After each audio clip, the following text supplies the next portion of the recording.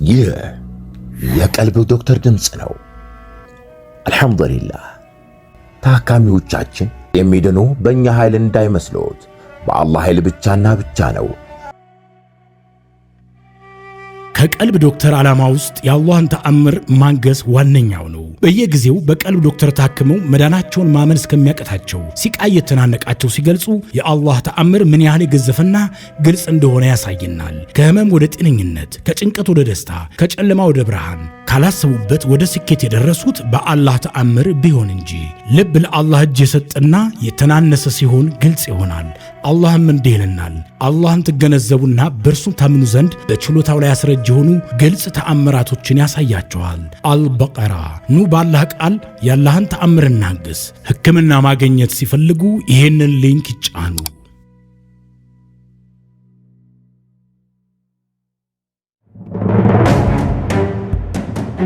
የወንድሜ ሚስት ሲህር አደረገችብኝ። የእህታችን የረምላን ታሪክ ይዤላችሁ ቀርብ ያለው። አሰላሙ አለይኩም ወራህመቱላሂ ወበረካቱሁ። ውድና የተከበራችሁ የቀልብ ዶክተር ቤተሰቦቻችን እንደምን ከረማችሁልን? በያላችሁበት የአላህ እዝነት ጥበቃው አይለያችሁ እያልኩኝ ዘወትር ቅዳሜና እሁድ እንደተለመደው ወደ እናንተ ይዘንላችሁ የምንቀርበው በቀልብ ዶክተር ኡስታዞች ሰበብ ታክመው የዳኑ የእህት ወንድሞቻችንን እውነተኛ አሳዛኝ ልብ አንጠልጣይ ታሪኮቻቸውን ነውና ለዛሬም እጅግ በጣም ልብን የሚነካ በጣም የሚያስተምር እውነተኛ ታሪክ ወደ እናንተ የእህታችን የረምላን ታሪክ ይዤላችሁ ቀርብ ያለው። የወንድሜ ሚስት ሲህር አደረገችብኝና ተጋለጠች በሚል ርዕስ ይሄ ትምህርት ይሄ ታሪክ እንግዲህ ወደ እናንተ መቅረቡ እጅግ በጣም የሚያስተምር ነው። እንግዲህ በየቤቱ በየአካባቢው ማህበረሰቡ ላይ የሚደርስ ችግሮች እንዲሁም ደግሞ ስለ ችግሩ ሳይረዱ ደግሞ በዚህ መንገድ በእህታችን መንገድ እያለፉ ችግሮቻቸውን ሳይገባቸው ሳያውቁ ሳይረዱ የሚያልፉ በጣም ብዙዎች ይኖራሉና እንድንነቃ እንድንጠነቀቅም እንድንማርበትም ያደርገናል። የእህቶቻችን የወንድሞቻችን ታሪኮች እንደውም ከቁብ በመቁጠር ሼር ላይ ኮሜንት በማድረግም እኛም ሰምተን ብቻ ራሳችን ጋር እንዳናስቀር ለሌሎችም እናዳርስ። አዳዲስ የቀልብ ዶክተር ቤተሰቦችም ካላችሁ እንኳን ደህና መጣችሁ። ቻናሉን ሰብስክራይብ አድርጉ፣ የደወል ምልክቷን አንዴ ተጫኑ፣ ቤተሰብ ሁኑ። የሚለቀቁ ቪዲዮዎች ወደ እናንተ ቶሎ እንዲደርሷችሁ ይሆናል። ባረከላሁ ፊኩም። እንግዲህ ወደ ታሪኩ አመራለሁ። እስከ ፍጻሜው አብራችሁኝ እንድትቆዩ በትህትና በአክብሮት ጋብዛለሁ። የወንድሜ ሚስት ሲህር አደረገችብኝና ተጋለጠች ክፍል 1። በጣም እጅግ በጣም ነበረ የተናደርኩት። ያ አላህ፣ እንዴት የወንድሜ ሚስት በእኛ ያውም ደግሞ በወደቀችበት ጊዜ ያቀረብናት ቤተሰብ ላይ ሲህር ታሰራለች ብዬ እጅግ በጣም ነበር የተበሳጨሁት። ይህንን ሚስጥር እናንተ ካሳወቃችሁኝ በኋላ ለቤተሰብ ላለመናገር እጅግ በጣም ጥሬያለሁ። ይህንን ሚስጥር እንደኔ ሕክምና ጀምረው ካልሆነ በቀር ማንስ አላህ ያሳውቀዋል? እኔ እጅግ በጣም የምታጀበው ነገር በሕክምና ሂደት ውስጥ ምናልባትም ጎረቤትን እንጂ የወንድሜን ሚስት በፍጹም አልጠረጠርኩም ነበር። ምክንያቱም እርሷ ፊት ላይ ምንም አይነት የሚጠረጠር ነገር የለም ነበር። ግን ይሄንን እንዴት ልታደርግ ቻለች? ወይንስ ደግሞ እውን እርሷ አድርጋው ይሆን ወይስ ደግሞ መናሚ ዋሽቶ ይሆን እንዴ ብዬ መጠራጠር ውስጥ ገብቼ ነበር። ወደ ስሜ ላምራ። እኔ ረምላ እባላለሁ። ረምላ አሰሪዎቼ ያወጡልኝ ስያሜ ነው። ሳውዲ አረቢያ ወደ 15 ዓመቴ ኑሬያለሁ። ከዚያን ከመጣው ይኸው 2 ዓመቴ ሆነ። ሳውዲ አረቢያ ሳመራ ወንድሜ ድሬው እዚህም አብረን ለ3 ዓመታት ተቀምጠን ነው ኋላም ተመራርቀን የተሸኛኘ ነው።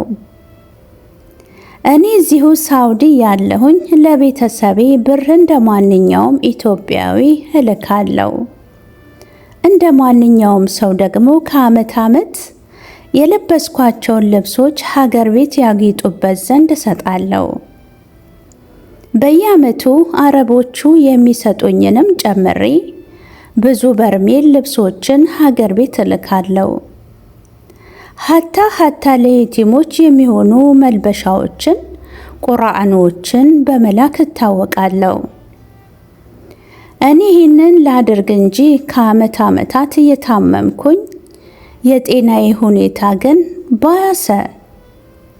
እየባሰም ስለሄደ ደግሞ ወደ ሀገር ቤት ለመግባት ወስኜ እዚሁ ከቤተሰቤ ጋር የተቀላቀልኩት። አልሐምዱሊላህ ጥሩ ቦታም እሰራ ስለነበረ በእነኚህ ዓመታት ለፍቼ ወገቤን አስሬ ማህፀኔ እስኪገለበጥ ድረስ የጉልበት ስራ ሰርቼ በገጠሩ አለ የተባለ ቪላ ቤት ገንብቻለሁ። ሱቆችም የማከራያቸው ቤቶች አሉኝ። እኔ ሲሄድ ጥያት ሄድኳት የ9 ዓመት ልጄ አሁን ላይ ማሻአላህ ትልቅ ሰው ሆና ጠብቃኛለች። ሀገር ቤት ስለነበር እጅግ በጣም በህፃንነት እድሜ ነው የወለድኳት። ከባለቤቴም ወዲያው በህመም ምክንያት ተፋተናል ወይንም ፈቶኛል። አልሐምዱሊላህ ለሁሉም ነገር። አሁን የኔን ህይወት በምመራ ሰዓት የሁሉም አንጋፋ ስለሆንኩኝ ወይንም ታላቃቸው ስለነበርኩኝ ሲጣሉ ሁሌ እኔ ነኝ የማስታርቃቸው። ሲኳረፉም እኔ ነኝ አይዟችሁ ብዬ የምገስጻቸው። 3 እህቶች አሉኝ። እናቴን ጨምሮ 5 ሴቶች በቤት ውስጥ አለን። እናም አንድ ታናሽ ወንድማችን እና እኔ የኔ ተከታይ ወንድም አለኝ። ስሄድ ድሬው የሄድኩት ወንድሜ የኔ ታናሽ ወንድም ነው። እናም አላህ ብሎ ምንም ልጅ አላገኙም ነበር ለረጅም ዓመታት ከሚስቱ ጋር። ሚስቱ ማሻአላህ እጅግ ያማረ አኽላቅ ያላት ሴት ነበረች። በጣም ቀና ናት፣ በጣም ትሁት ናት። እናም እኔ ተጨማሪ እህት አገኘሁኝ ብዬ በጊዜው ከእህቶቼ ደብቄ ለእርሷ ብዙ ነገር አደርጋለሁ። እናቴ ሚስቱ በጊዜውም ቢሆን ልጅ ባለመውለዷ ደስተኛ እንዳልሆነች እያወቅኩኝ እንዳይከፋት ብዬ የራሴን ልጅ እንዲያሳድግ ወጪውንም እኔ እንደምችል ነግሬ ብዙ ነገሮችን አላህ በሚያውቀው ሸፋፍኜ ነበረ የቆየሁት። እኔ እዚህ እስከመጣ ድረስ ሌሎች ልጆችን ወልደው እንኳን በፍጹም ልጄን እንኳን እንደ ልጅ እኔ አቅርቢያትም አላውቅ። ወላጅ እናቷ እንደሆንኩኝ ተወቅ እንጂ ወንድሜና ሚስቱን ነው እናቴ አባቴ የምትለው። በሱም አይከፋኝም። እናቴ በፊት የሆነ ወቅት ወንድሜ ሌላ አግብቶ እንዲወልድ በጣም ጫና ታሳደረበት ነበረ። ለኔም ሾክ ይለኛል። ለማንም አልነገርኩም፣ ላንቺ ነው የነገርኩት። እናቴ በጣም ተጽዕኖ እያሳደረችብኝ ነው። እናም እኔ ደግሞ ለሚስቴም ጥሩ ፊት ስለማልሰጣት ደስ አይለኝም አለኝ። እኔ ያንን ጊዜ እናቴን በጣም ተቆጣኋት፣ በጣምም ተጣላን። እናቴ አላህ ልጅ እንዲሰጣቸው ዱዓ አድርጊ እንጂ ፈልጋ እኮ አይደለም ያመጣችው፣ ሴት ልጆች አሉሽ አይደለ እንዴ ብዬ ጨኮባት። እናቴም ተጸጽታ እሺ ብላ አላህ ልጅ ይስጣቸው ብላ ዱዓ አደረገች። ዱዓ አድርጋ ጉዳዩን በተወችው በአመት ወይንም 2 ዓመት ባልሞላ ጊዜ ውስጥ አላህ ልጅ ሰጣቸው። በጣም ደስ ብሎናል። አልሐምዱሊላህ ግን ደግሞ ምን ዋጋ አለው? ይህንን ደስታ በፍጹም ልናቆየው አልቻልንም። የወንድሜ ሚስት ልጆች ካገኘች በኋላ በጣም አኽላቋ ተለወጠ። ሁሌ በተደዋወልን ቁጥር ስለ እናቴ መጥፎነት ለኔ ታማልኛለች። እኔና እናቴ ብዙውን ጊዜ እንደማንስማማ ግልጽ ነው። ግን ደግሞ ይሄንን ያህል የሚረባ ጥል የለንም። ስንዋደድም ማንንም በመሃል አናስገባም። እናቴ በጣም ገራገር ቢጤ ናትና ነገሮችን በሙሉ ቅን ስለምታደርግ ነው የምንጣላው። መጥፎ ተናግራም በጥሩ እንዲያዝንላት የምትፈልግ ለምን እንደኔ አትረዱኝም የምትል አስቸጋሪ እናት ናት። ለኔ አስቸጋሪ እናትነቷ ግን አይታየኝም። በጣም ግን የተቸገረችው ግን የወንድሜ ሚስት ናት። እናትሽ እንዲህ ናት፣ እናትሽ ይሄ ናት ትለኛለች። ያ አላህን ይመሰማለው። ሰማውና አንድ ቀን ግን ለወንድሜ ደውዬ ሚስት ስለ እናቴ ብዙ መጥፎ ነገሮችን ስትነግረኝ እየከፋኝ ስለሆነ እባክህ እንድታቆም ንገራት፣ ካለዚያ አልደውልም አልኩት። እንዴ ለምን እንዲህ አልሽ ካላችሁኝ እኔ እርሷን ተናግሬ ማስቀየም ስላልፈለኩኝ ነበር። ወንድሜ እንዲህ ካላት በኋላ ለኔ ብዙም አይደለችም። በጣም መራራቅ ተፈጠረ። በጣም የምንቀራረብ ሰዎች መራራቅ ፈጠረን። እህቶቼ አድገው የትምህርት እኔ ከፍዬላቸው እንደ ከተማ ልጅ ዩኒቨርሲቲ ገብተው እየተማሩ ስኬታማ ሆነው የኔ ልጅ የእህታቸውን እየረዱ ሳለ በመሃል አንዲቷ ታናሽ እህቴ እንደው እህቴ ለልጅሽ ትንሽ ብትደርሽላት አለችኝ።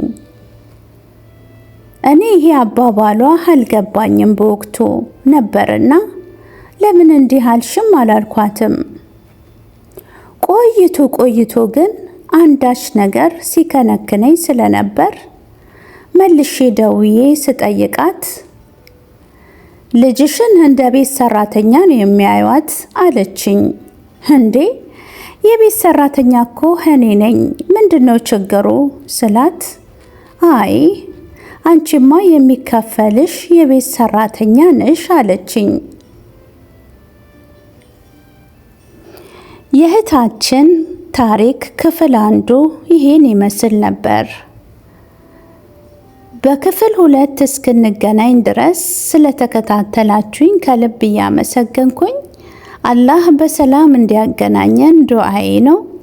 ወሰላሙ አለይኩም ወራህመቱላሂ ወበረካቱሁ። እንኳን ወደ ትክክለኛው የአፍያ መንደር በሰላም መጡ። የቀልብ ዶክተር በሲህር በጅን በአይንናስ እንዲሁም የስነ ልቦና ጫና የደረሰባቸው የሰው ዘር ፍጥረታት በሙሉ ታክመው የሚድኑበት ነው። ሕክምናው በቁርአን፣ ሕክምናው በአስካሮች፣ ሕክምናው በዱዓዎች በሰደቃ የሚካሄድ ሲሆን ነቢያዊ ሱናን በተመረኮዙ እጅግ ጥበብና እውቀትን ባካበቱ የሩቃ ዶክተሮች ይታከማሉ። እወቁ፣ ሕክምናው ሸሪዓዊ ብቻ ነው። አያምልጦት፣ እድሉን ይጠቀሙ። ባሉበት ሆነው ራስዎን ያክሙ። ሕክምና ማግኘት ሲፈልጉ ተከታዩን ሊንክ ይጫኑ።